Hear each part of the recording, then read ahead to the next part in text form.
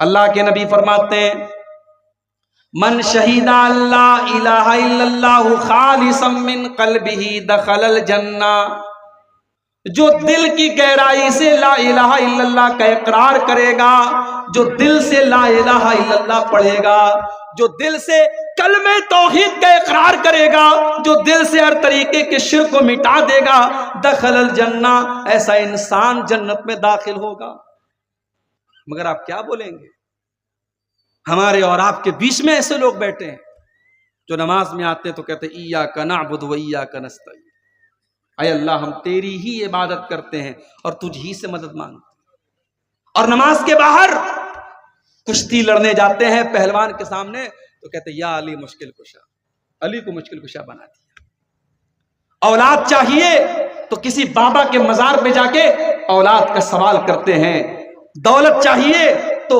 کسی کو غریب نواز کا لقب دے دیتے ہیں، مدد چاہیے تو کسی کو غوث اعظم کا لقب دے دیتے ہیں، کسی کو داتا بنا لیتے ہیں، کسی کو گنج بخش بنا لیتے ہیں۔ جو مقام اللہ کا ہے، جو درجہ اللہ کا ہے، وہ غیر اللہ کو دے دیتے ہیں۔ اور اگر آپ کو یقین نہ آتا ہو، ہمارے یو پی میں بہت ساری مثالیں آپ کو مل جائیں گی۔ بریلی میں پاگل خانہ بھی مشہور ہے اور بریلی میں ایک درگاہ بھی ہے، آپ جائیں اور دیکھیں،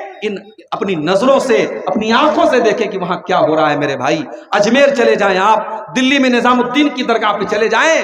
کرے غیر گر بت کی پوجا تو کافر، کواکب میں مانے کرشمہ تو کافر، جھکے آگ پر پہرے سجدہ تو کافر، جو ٹھہرائے بیٹا خدا کا تو کافر، مگر مومنوں پر کشادہ ہے راہیں، پرستش کرے شوق سے جس کی چاہیں، نبی کو جو چاہیں خدا کر دکھائیں، اماموں کا رتبہ نبی سے بڑھائیں، مزاروں پہ جا جا کے نظریں چڑھائیں، شہیدوں سے جا جا کے مانگے دعائیں، نہ توحید میں کچھ فرق اس سے آوے، نہ اسلام بگڑے نہ ایمان جاوے۔ یہ مولانا حالی کا شعر ہے، انہوں نے آج سے 100 سال پہلے کہا تھا۔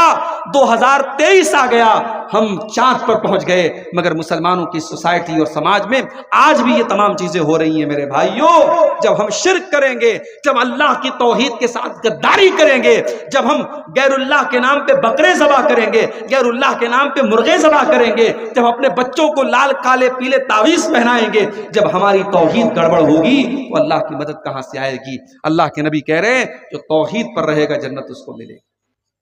اور ایک بات اور نوٹ کر لیجئے، صرف توحید پر رہنا کافی نہیں ہے، آخری دم تک توحید پر رہنا یہ ضروری ہے۔ ساری زندگی انسان توحید پر رہا، مرنے کے پہلے اس نے شرک کر لیا اور بغیر توبہ کی اس کا انتقال ہو گیا، اب اللہ تبارک و تعالیٰ کیا اس کی ساری زندگی بھر کی نیکیاں تو برباد ہو جائیں گی۔ اس لیے کہ اللہ قرآن میں کہتا ہے وَلَا تَمُوتُنَّ إِلَّا وَأَنْتُمْ مُسْلِمُونَ، اے مسلمانوں کان کھول کر کے سن لو، تمہیں موت آئے تو ایمان کی حالت میں آئے، تمہیں موت آئے تو توحید کی حالت میں آئے، مرتے دم تک تمہیں توحید کی حفاظت کرنا ہے، ایمان پر خاتمہ ہونا ضروری ہے۔ اگر ایمان پر خاتمہ نہ ہوا، اگر شرک کے اوپر تمہارا خاتمہ ہوا تو تم برباد ہو جاؤ گے۔